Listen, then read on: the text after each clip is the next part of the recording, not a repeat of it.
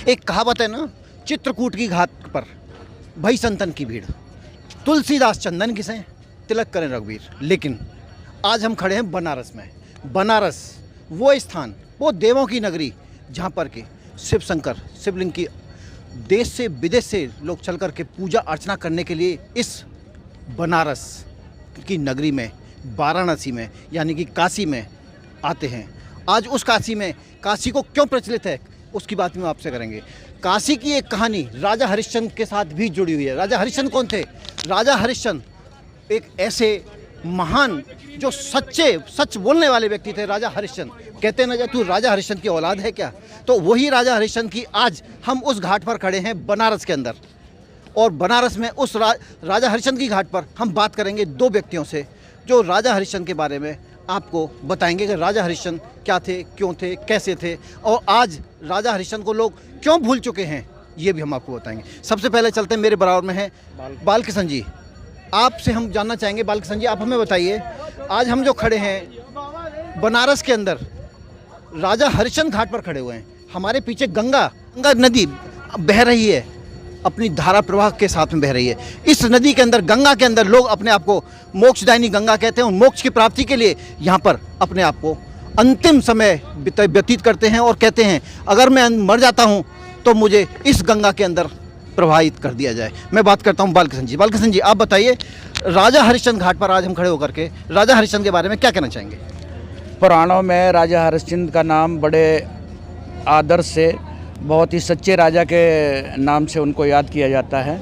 पुराणों में बहुत सी कथाएं प्रचलित हैं। बहुत विशाल राज्य के वो राजा थे, बहुत ही ईमानदार और दयालु राजाओं में उनकी गिनती होती थी।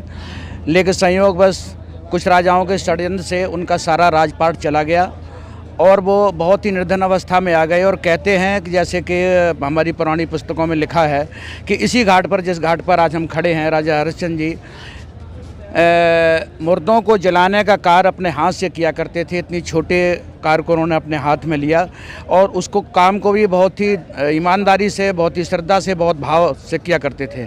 लेकिन उनके साथ एक कहानी और जुड़ी है। उनका एक पुत्र था जिसका देहांत हो गया किसी तक्षक नाग के काटने से, ऐसा कहते हैं। उनकी पत्नी जब उनको लेकर इस घाट पे आई तो जो कुछ सबको दफनाने के लिए कर के रूप में लिया जाता था, उन्होंने अपने पत्नी से भी उस पुत्र से उस कर के रूप में कुछ न कुछ उनसे पैसा लिया। इतनी ईमानदारी का परिचय उन्होंने दिया। ईमानदारी का परिचय, यानी ईमानदारी के लिए राजा हरिश्चंद्र को याद किया जाता है और उसकी याद में आज ये घाट बनारस में बहुत समय, अंग्रेजों के ज़माने से पहले से और उससे भी पहले अनादिकाल से ये राजा हरिश्चंद्र की घाट यमुना नदी के किनारे बनी हुई है। हमारे साथ हैं श्रीमान बीपी सिंह जी।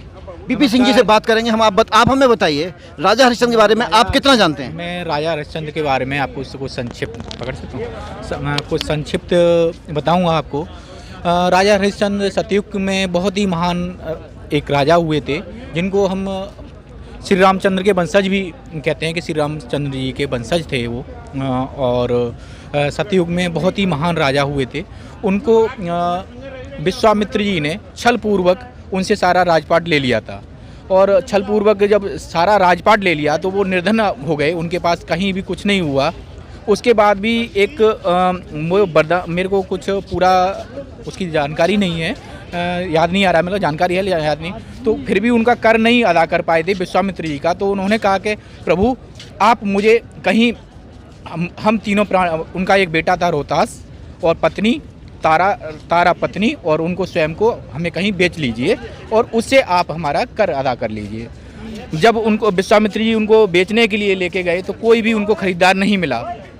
तब स्वयं महाराजा हरिश्चंद्र जी ने उनको कहा कि प्रभु भोलेनाथ की एक नगरी है जहाँ मेरा राजपाट नहीं चलता और जहाँ मुझे कोई नहीं जानता, जो भोलेनाथ ने त्रिशूल के ऊपर बसाई हुई है, जिसको काशी विश्वनाथ का आज काशी विश्वनाथ के नाम से भी पहचानते हैं। काशी में आप ले चलिए, वहाँ पर मुझे खरीदार मिल जाए, मेरे खरीदार मिल जाएंगे, आप वहाँ पर ले चलिए। तो विश्वामित्र जी उनको वहाँ पर बाज़ार में लेके गए। तो महाराजा हरिश्चंद्र जी को एक जो शमशान घाट के मालिक थे, जिनको हम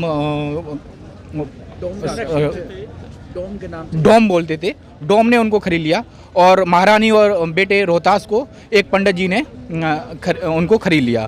तो जब पंडित जी ने उनको खरीद लिया तो बेटा उनके लिए, पंडित जी के लिए फूल पत्ती तोड़ के लाता था पूजा के लिए। उसी वक्त जब बेटा फूल पत्ती तोड़ने गया फिर भी उनका सत्य डिगाने के लिए विश्वामित्र जी ने नाग का भेष रखा और बेटे रोहतास को डस लिया। बेटे रोहतास को डस लेने से बेटे की मृत्यु हो जाती है और उसके बाद रानी तारा उनके घर में घर की साफ़ सफाई का काम करती है और उसको 2 वक्त की केवल रोटी मिलती है, उसके अलावा उसके पास कुछ नहीं होता। और इधर महाराजा हरिश्चंद्र शमशान घाट में मुर्दों को जलाने का काम करते हैं और प्रत्येक मुर्दे से कर के रूप में कुछ शुल्क लेते हैं। जब महारानी तारावती अपने बेटे को वहाँ जलाने के लिए लेके गईं, जब उन्होंने देखा कि मेरा बेटा स्वयं यहाँ पर मृत अवस्था में पड़ा हुआ है और लेकिन मैं यहाँ मुर्दा नौकरी करता हूँ और मुझे कर लेना है, तो तब भी महारानी तारावती से उन्होंने कर के रूप में कुछ मांगा। जब कर के रूप में उन्होंने मांगा तो महारानी के पास उस समय कुछ नहीं था। कहते हैं कि अपनी साड़ी का आधा वस्त्र फाड़ के उन्होंने कर के रूप में महाराजा हरिश्चंद्र को दिया और तब अपने बेटे का दाह संस्कार किया महाराज ने। महाराजा हरिश्चंद्र की कहानी अगर हम सुनते हैं हमारी आंखें भर आती हैं। एक ऐसी ईमानदारी की मिसाल जो जिसे राजा हरिश्चंद्र ने पेश की और आज उस कहानी की चर्चा पूरा सनातन, पूरा विश्व जहाँ पर हिंदी का चलन है, उस हिंदी के चलन में उस राजा हरिश्चंद्र की किंवदंतियों को याद किया जाता है। ऐसे थे महाराजा हरिश्चंद्र। बालकृष्ण जी, आप हमें बताइए, महाराजा हरिश्चंद्र इतने ईमानदार थे और जब वो डोम के यहाँ पे नौकरी करने लगे तो उनकी ईमानदारी की जो पराकाष्ठा है वहाँ पर सिद्ध हो जाती है कि वो अपने बेटे से जो उनको जलाने का जो कर है वो अंग वस्त्र के रूप में लेते हैं अपनी पत्नी से। तो आप इसको कैसा कहेंगे, ईमानदारी कहेंगे या इसको किस रूप में आप देखना चाहेंगे? उन्होंने आगे के आने वाली पीढ़ियों के लिए एक मतलब विश्वास का रूप प्रस्तुत किया कि आदमी को कभी भी अपने काम से ईमानदारी से कभी डगना नहीं चाहिए, चाहे उसके परिवार का कोई हो या वो कितने भी कष्ट में हो, मुसीबत में हो।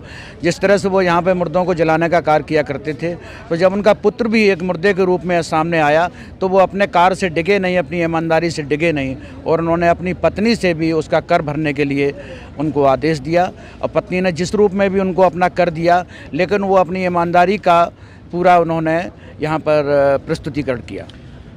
जब कहानी हम बचपन में सुनते थे और नाटक के रूप में देखते थे तो मुझे अच्छे से वो दिन याद है कि हमारी आंखें भर आती थी और मैंने उन महिलाओं को भी देखा था, उन बच्चियों को भी देखा था जब इस कहानी को हम नाटक के रूप में स्कूलों में देखते थे, सुनते थे, लेकिन वो रोने लगती थी।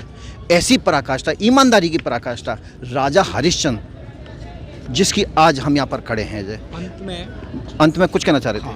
अंत में महाराजा हरिश्चंद्र की विजय हुई थी।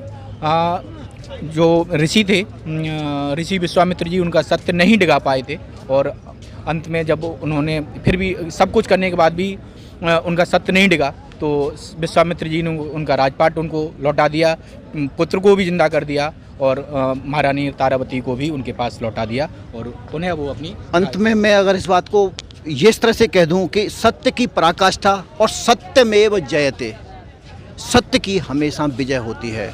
यह जो नारा है सिर्फ हमारे देश में है, जहाँ पर सनातन की संस्कृति है, सनातन परंपरा है, यह नारा वहीं पर प्रचलित है। हम देखते हैं ना, कोर्ट में भी कहीं लिखा रहता है, न्यायालय में कहीं लिखा रहता है, सत्यमेव जयते।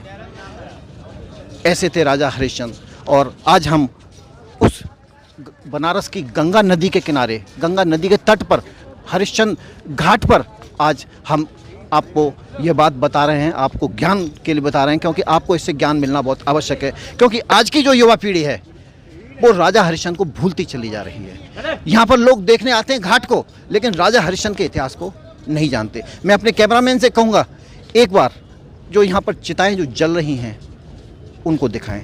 Please carry on.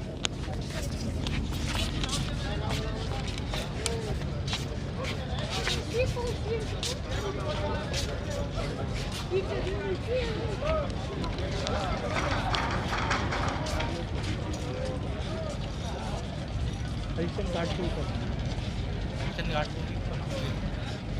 लिखा हुआ है।